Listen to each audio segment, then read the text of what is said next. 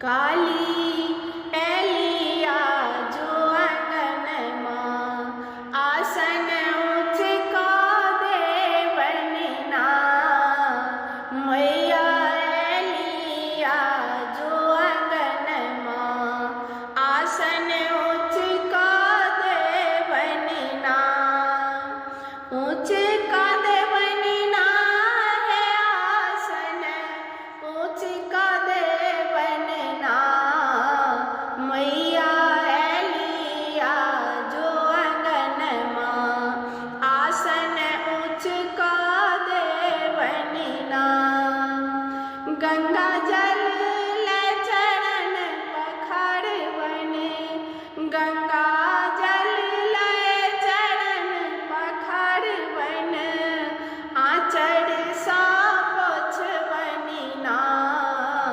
चरण आचर सा पोछवनिना माता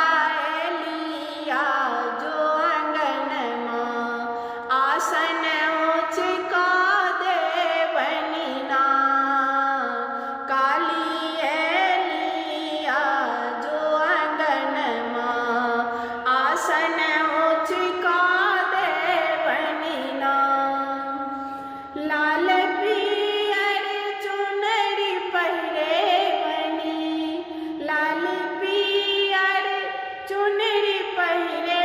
बने नयन जुड़ाए बना देख को नयन जुड़ाए बना काली अलखिन जो अंगन मां आसन उचका देवनिना अड़ुल फूल के माला गाथब अड़ुल फूल के माला गाथब अपन